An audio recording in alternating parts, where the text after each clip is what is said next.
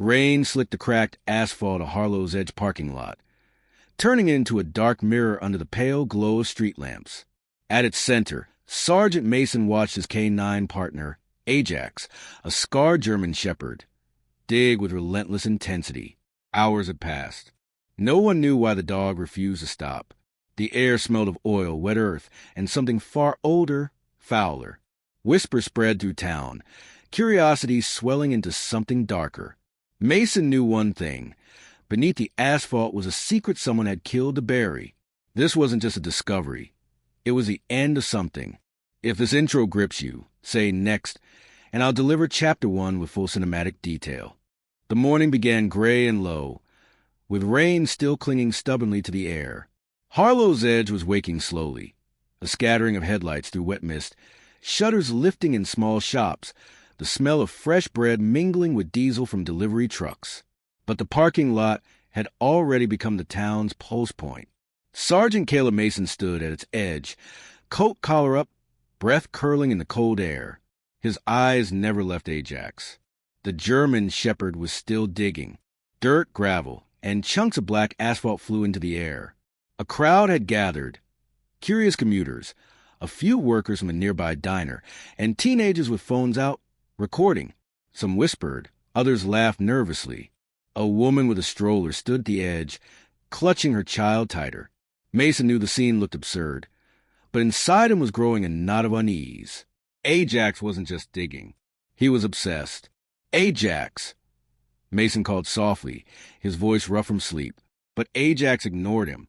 The dog's paws moved faster now, almost frantic, his nails scratching deeper into something below. Mason stepped forward. The crowd murmured. "Sergeant, what's going on?"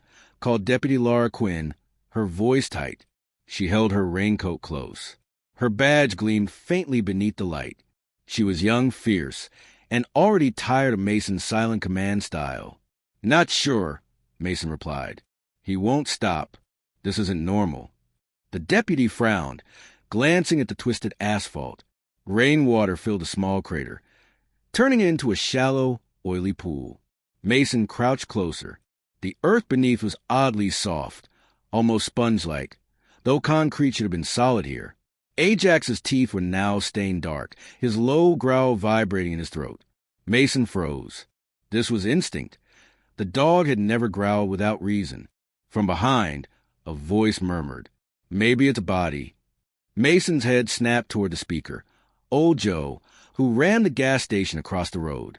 His face was lined deep with years of hard living and cigarettes, his coat patched. Joe had been watching silently for an hour. He gave no hint of fear, only certainty. "Don't say that," Mason said quietly. But Joe didn't respond. His eyes stayed fixed on the hole. By noon, the crowd had grown. The parking lot was now cordoned off with police tape, yellow flapping in the wind. Mason's phone buzzed. A call from Captain Ellis. Mason answered quickly, his voice tight. "Caleb, what's going on there?" Ellis asked. His tone carried the weight of authority and suspicion. "Can't explain yet. Ajax won't stop digging. There's something beneath the asphalt. Something odd." Ellis didn't like odd. "Get a crew there. Excavators. Now." "And Mason?" "Yes, sir." "Keep it contained. We don't need rumors spreading." Mason hung up. He looked at Ajax again. The dog's movements had become violent, claws tearing into the earth with unnatural precision. Mason knelt beside him. Ajax's muzzle was slick with mud. His deep brown eyes locked with Mason's, pleading, demanding. Mason felt the weight of something unspoken. Laura approached, holding her coffee. "We can't wait for the crew. People are going to start talking." Mason nodded but didn't answer. His phone buzzed again, this time. A text. "It's bigger than you think. Don't let them dig it up. E." Mason stared at the message, fingers tightening. The sender was unknown, but the implication was clear. Someone knew. Someone wanted this buried. He looked up at the crowd. Murmurs now had turned into outright chatter. Someone shouted about conspiracy, others about crime. Mason raised his hand, trying to call order, but his voice drowned under noise. A sudden thud broke the rhythm of the day. Ajax froze. Mason followed the sound. a faint cracking beneath the hole. Dust rose, the air thickened, and beneath the asphalt, a shape began to emerge. Something that didn't belong. The crowd leaned closer. Mason took a step back. Laura placed her hand on his arm, eyes wide. "Whatever it is," Mason said softly, "it's not coming out clean." Somewhere in the distance, a clock struck 3, and in that moment, Mason realized the whole town was about to change.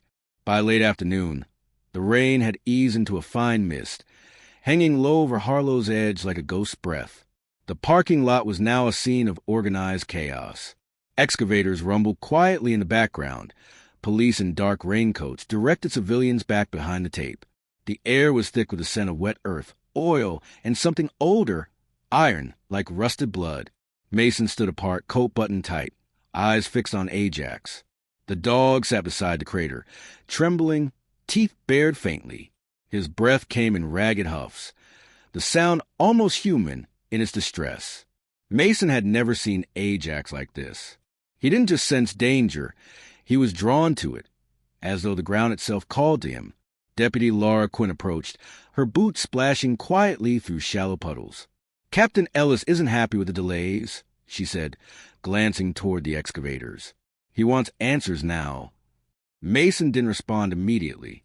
His gaze was fixed on something deeper in the crater. There, beneath layers of wet asphalt, was a dark cavity. Not just soil, something unnatural. The earth wasn't crumbling. It looked carved. "What is that?" Laura asked, stepping closer. Before Mason could answer, the excavators began work.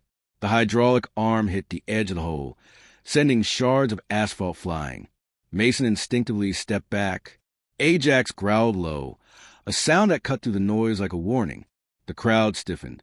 Cameras flashed. Phones lifted. Mason noticed the mayor watching from behind the police line, face pale, fingers curling around his umbrella. He was whispering to someone. Mason couldn't hear what. The machine dug deeper. And then, a muffled cracking sound, like brittle bone breaking. Mason froze. He could feel the air tighten, the silence grow heavier. From deep within the pit came a thud, slow and deliberate. Mason's heart thudded in response. His hand went to his radio. "Ellis, we got something." The excavator stopped. The operator stared into the pit, pale-faced. He climbed down cautiously. Mason moved closer. The crowd had fallen silent, the murmurs replaced by a tense hum of anticipation. In the crater, partially revealed, was a rusted metal chest. Small, rectangular, corroded by years underground. Its surface was covered in thick layers of dirt, its edges jagged. Strange carvings ran along its sides, symbols Mason couldn't place. Before anyone could touch it, the mayor stepped forward. "Stop," he said sharply. His voice was strained, almost urgent. "That's not for you to handle." Mason turned. "With all due respect, sir, we need to know what's in there." The mayor's jaw tightened. He glanced at his aide before stepping back. "It's complicated." Mason caught Lara's eye. She frowned. "Complicated?" she said quietly. Mason noticed her tone carried suspicion. A heavy silence fell. Then a sharp noise, Ajax barking. Mason turned just in time to see the dog sprint toward the crater. He leapt in, teeth flashing. The crowd gasped. Mason ran after him, pulling his gun. "Ajax, get out!" Mason shouted, but the dog was already in the hole. He looked down and froze. Ajax was pawing at the chest with savage urgency. Then, from inside the chest, came something Mason wasn't ready for. A soft, wet groan. The crowd erupted into chaos. Phones were raised, voices screamed. Mason climbed into the pit beside Ajax. The air was fetid, heavy. Mason could see the edge of something inside the chest, pale, wet, and human. He staggered back. His radio crackled. "Mason, get out of there now." It was Captain Ellis. His voice was sharp, edged with fear. Mason didn't answer. Instead, he reached toward the chest. His fingers trembled. He touched the metal. A shiver went through him. Not from cold, but something deeper. Something wrong. From inside the chest, a voice whispered, hoarse, broken. Don't let them find it. Mason froze. The voice was human, but it didn't sound alive. It sounded desperate. Lara's voice broke through the chaos. Caleb, we need to get him out, she shouted. Mason looked at her, then at Ajax, then at the chest. Something inside him knew. This wasn't just a discovery. This was the ignition of something much darker. He stepped back. But deep inside, Mason already knew that whatever was buried beneath Harlow's edge wasn't going to stay buried. The mayor disappeared into the crowd.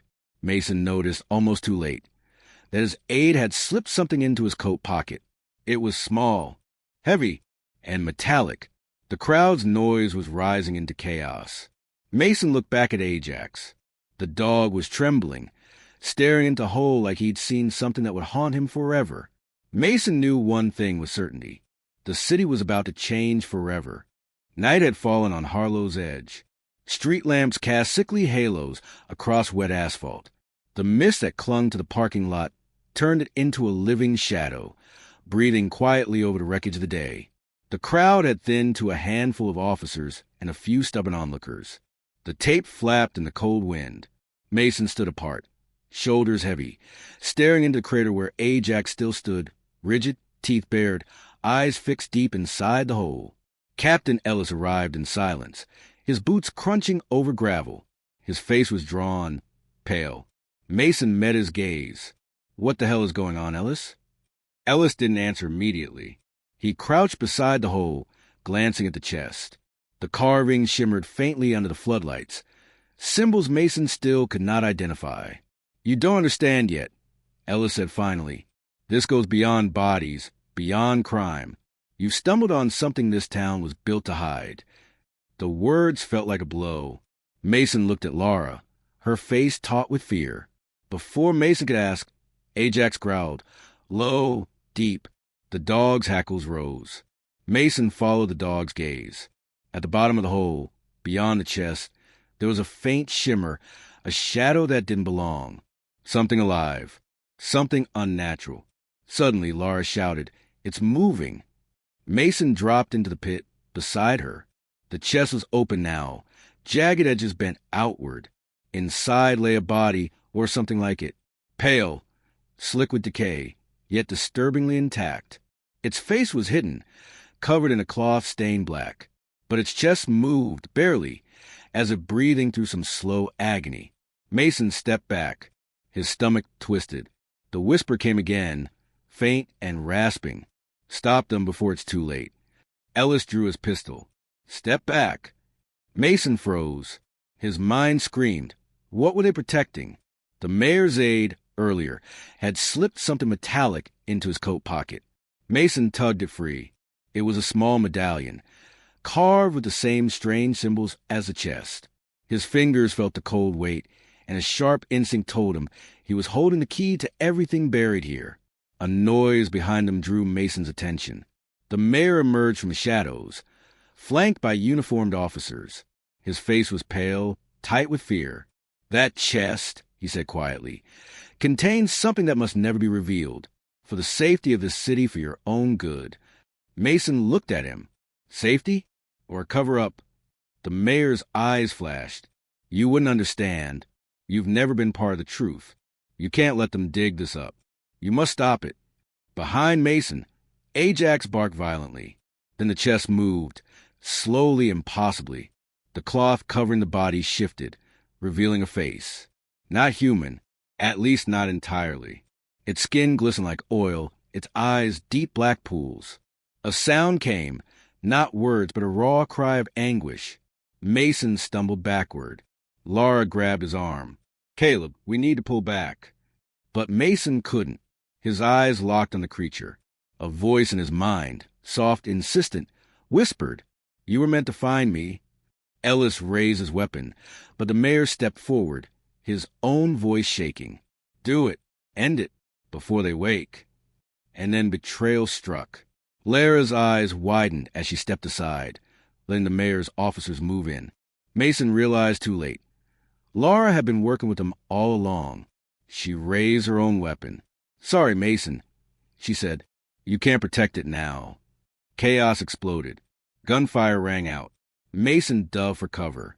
Ajax barked furiously, lunging toward the chest. Mason pulled his weapon and fired, not at Lara but at the space behind her.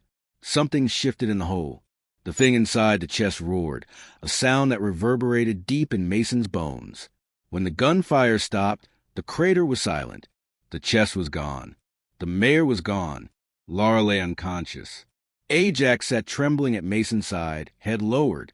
Mason pulled a medallion from his pocket. The carvings glowed faintly in the darkness. He slipped it into his hand and knew the truth.